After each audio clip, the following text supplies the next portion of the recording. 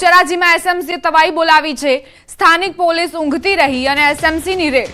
અંબાજી બજાર વિસ્તારમાં ચાલતા જુગારધામમાં રેડ કરી 1 લાખના મુદ્દામાલ સાથે 6 જુગારીઓ ઝડપાયા।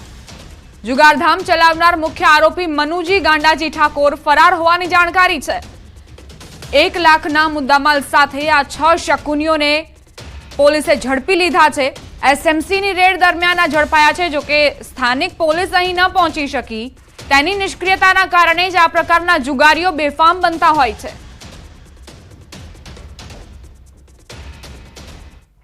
એએમસીના સોલિડ વેસ્ટ વિભાગની કાર્યવાહી। માધુપુરામાં ફોક્સ ફૂડ ટ્રેડર્સ એકમ સીલ કરવામાં આવ્યું છે। 400 કિલોગ્રામ બિન આરોગ્યપ્રદ ખાદ્ય પદાર્થનો જથ્થો મળ્યો। સ્વચ્છતા સ્ક્વોડની મોટી કાર્યવાહી। કાજુ, બદામ, અંજીર, ડ્રાઈડ કીવી, ડ્રાઈડ મિક્સ જેવા જથ્થાનો નાશ કરવામાં આવ્યો છે। બિન આરોગ્યપ્રદ ખાદ્ય પદાર્થનો નાશ કરી 1 લાખ પેનલ્ટી લેવાઈ। ફોક્સ ફૂડ ટ્રેડર્સ એકમ પણ સીલ કરવામાં આવ્યું છે।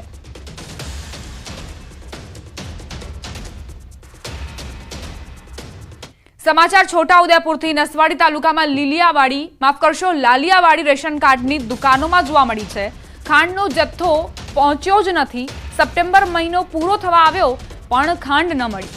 સમગ્ર છોટાઉદેપુર જિલ્લા સહિત સમગ્ર રાજ્યમાં આ પ્રશ્ન ઉઠ્યો છે। નસવાડીમાં 200 ક્વિન્ટલ સહિત છોટાઉદેપુર જિલ્લામાં 1000 ક્વિન્ટલ ખાંડનો જથ્થો હજુ નથી પહોંચ્યો। ટેન્ડરનું પ્રોસેસ હજુ કામગીરીમાં હોવાનું નસવાડી ગોડાઉન મેનેજરે જણાવ્યું। મારી જોડે જે ખાંડનો જથ્થો આગળના મહિનાનો અવેલેબલ હતો તે મેં ઇસ્યુ કરતો 36 દુકાનો ઓલરેડી હાલ ખાંડના વિતરણમાં બાકીમાં છે। ખાંડ ન આવવાના બાબતે ડીએસએમ શ્રી સાહેબને પૂછતા તેમને ટેન્ડરની પ્રક્રિયા ચાલુમાં હોય, જો અઠવાડિયું હજી બાકીમાં છે તેમ છતાં જ 2 દિવસ બાકી હશે ને આવક થશે તો અમે અમારી રીતે પણ 2 દિવસમાં વિતરણ પૂર્ણ કરી દઈશું। સમાચાર અમરેલીના રાજુલાથી। રાજુલા રેલવેની જગ્યામાંથી દબાણ હટાવાયું। ગેરકાયદેસર રીતે દબાણ કરનારાને નોટિસ આપી હતી। રેલવેની જગ્યા ખાલી કરતા રેલવે વિભાગ દ્વારા ડિમોલેશનની કામગીરી હાથ ધરાઈ। બસ સ્ટેન્ડ વિસ્તારમાં રેલવેની જગ્યામાં ઝૂંપડપટ્ટી બનાવી રહેતા લોકોને દૂર ખસેડાયા। ઝૂંપડા તોડીને દબાણ હટાવવાની કામગીરી શરૂ કરાઈ। મોટાભાગનું ડિમોલેશન દૂર કરવા માટે રેલવે પોલીસનો ચુસ્ત બંદોબસ્ત વચ્ચે આ ડિમોલેશનની પ્રક્રિયા હાથ ધરાઈ છે। વલસાડના કપરાડા તાલુકામાં આધાર કાર્ડ કેન્દ્રનો અભાવ છે। અહીંના લોકોને આધાર કાર્ડની કામગીરી માટે 50 કિલોમીટરથી પણ વધુ દૂર જવું પડે છે, જેના કારણે લોકોએ અનેક સમસ્યાનો સામનો કરવો પડે છે। જેથી કપરાડા તાલુકાના લોકોને વલસાડ કલેક્ટરને આવેદનપત્ર આપી આધાર કાર્ડ કેન્દ્ર માટે માંગ કરી છે।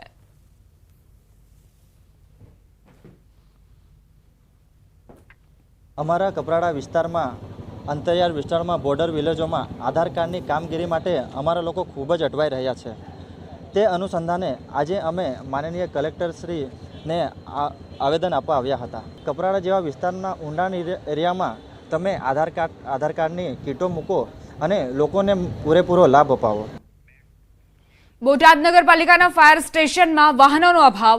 ફાયર સ્ટેશનના કુલ 5 વાહનો છે, જેમાંથી 4 વાહનો રિપેરિંગના અભાવે કાર્યરત નથી, જ્યારે ફક્ત 1 જ વાહન કાર્યરત છે।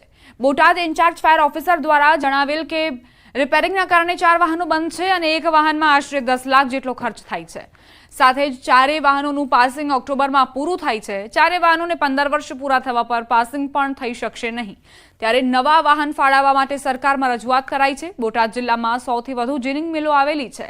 જો આ જીનિંગ મિલોમાં આગ લાગે તો ફાયર સ્ટેશન આગ પર કાબુ મેળવી શકવામાં સક્ષમ નથી, જેને લઈ જીનિંગ એસોસિએશનના પ્રમુખે પણ ચિંતા વ્યક્ત કરી। ત્યારે હાલ તો જિલ્લા કક્ષાના આ ફાયર સ્ટેશનને નવા વાહનો ક્યારે મળે તે પ્રશ્ન છે। સોજીન અને કોટન એક ફાઈબર છે, એમાં આગ જલ્દી લાગતી હોય છે અને જો આગ લાગે તો આ એક જ ફાયર હોય તો એક કંટ્રોલ થઈ શકે એવી પરિસ્થિતિ જ નથી। જિલ્લો છે, આજુબાજુ બોટાદના મોટા જીનિંગ ફેક્ટરી સ્પિનિંગ આવેલી છે, બરોબર, અને કિંમતી વસ્તુ છે એટલે નુકસાન બહુ મોટું થઈ શકે છે। હા, સરકારમાં લેખિત રજૂઆત કરશું જ તે। આપણે બોટાદની સ્થિતિ જોઈએ તો આપણે જે છે પૂતળું દીનદયાળ ચોક, ત્યાંથી આગળ આ ગાડી ન જઈ શકે। એટલે હવે એ વિસ્તારમાં કોઈ આગ અકસ્માત બને તો તેના માટે આપણી પાસે કોઈ વાહન ઉપલબ્ધ નથી અત્યારે। એમાં રિજિયોનલ કચેરીમાં અમે જાણ કરી, પણ એ લોકોએ એવું કીધું કે તમારે નગરપાલિકાના ખર્ચે રિપેરિંગ કરાવવાની છે. ત્યારે વાહન એક બાઉઝર કાર્યરત છે, કુલ 5 વાહન છે. કદાચ રિપેરિંગના અભાવે બંધ હાલતમાં હશે. ફાયર ખરીદવા માટે 15માં નાણાં પંચમાં દરખાસ્ત કરેલી છે, તેમજ જિલ્લા આયોજનની ગ્રાન્ટમાંથી પણ દરખાસ્ત કરેલી છે અને રાજ્ય સરકારમાં પણ રજૂઆત કરેલી છે. તેનો જલ્દી ઉકેલ આવે એવી આશા છે. નર્સિંગમાં અભ્યાસ કરતી નર્સ યુવતીની નવસારીમાં શંકાસ્પદ હાલતમાં લાશ મળી આવી. નવસારીના ઓયો હેપી સ્ટેટમાં શંકાસ્પદ હાલતમાં લાશ મળતા ચકચાર મચી. 23 વર્ષીય યુવતીની લાશ મળતા ખળભળાટ મચ્યો. નવસારી પોલીસે આ સમગ્ર મામલે તપાસ શરૂ કરી. મૃતકના પરિવારે મોટો આરોપ મૂક્યો. મૃતકના પરિવારે કહ્યું, મૃતક યુવતીની ભાર્ગવ પટેલ સાથે મિત્રતા હતી અને બંને સાથે હોટેલમાં ગયા હતા. ત્યારબાદ હોટેલમાંથી યુવતીની શંકાસ્પદ હાલતમાં મૃતદેહ મળી આવ્યો. મૃતક યુવતીના પરિવારે હત્યાની આશંકા વ્યક્ત કરી.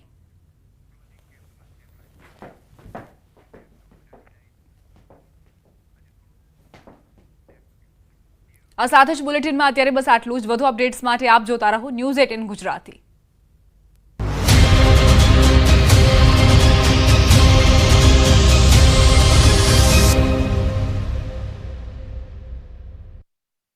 સામનો કરવો પડી રહ્યો છે. સ્થાનિક ભાજપના નેતાઓ લોકોની વચ્ચે જઈ શકતા નથી, ત્યારે વડોદરાના વધુ એક કોર્પોરેટરને કડવો અનુભવ થયો. મોઢું છુપાવવું પડ્યું. વડોદરામાં પૂરની સ્થિતિ બાદ સહાય આપવાના તંત્રના દાવા પોકળ સાબિત થયા. વડોદરાની શ્રીજી સોસાયટીના લોકોમાં ભારોભાર રોષ ભભૂકી ઉઠ્યો. લાંબા સમય બાદ કોર્પોરેટર આ સોસાયટીમાં આવતા લોકોએ ઉધડો લીધો. સોસાયટીમાં લોકોએ કોર્પોરેટર જાગૃતિ કાકાનો ઘેરાવ કર્યો. સ્થાનિકોએ કોર્પોરેટર સામે સવાલનો મારો ચલાવ્યો. ત્યારબાદ કોર્પોરેટરે દોષનો ટોપલો વોર્ડ ઓફિસર પર ઢોળ્યો. લોકોએ કહ્યું કોર્પોરેટરને કે તમને મત આપ્યા એ અમારા જીવનની સૌથી મોટી ભૂલ હતી. આવતી ચૂંટણીમાં અહીં મત લેવા ભૂલથી પણ ના આવતા. આ વિનાશક પૂરે અમને ઘણું બધું શીખવી દીધું. અમદાવાદમાં ચાલુ એએમટીએસ બસમાંથી સીએનજી સિલિન્ડર નીકળી ગયો. ચાલુ બસે સિલિન્ડર નીકળી જતા પેસેન્જરો મૂંઝવણમાં મુકાયા. ફાયરની ટીમને જાણ થતાં બસને સલામત સ્થળે ખસેડી અર્બુદાનગરથી ગુજરાત યુનિવર્સિટીમાં બની ઘટના. એમસી રિક્રિએશન કમિટી લીધો મોટો નિર્ણય. ગાર્ડનમાં જવા માટે હવે ચૂકવવો પડશે ચાર્જ. મોન્ટે કાર્લો અને ગોટીલા ગાર્ડનમાં લાગશે ચાર્જ. સવારે 6 થી 10 સુધી કોઈ પણ ચાર્જ નહીં લેવાય. સવારે 10 થી રાતના 10 સુધી વ્યક્તિ દીઠ 10 રૂપિયા ફી આપવી પડશે.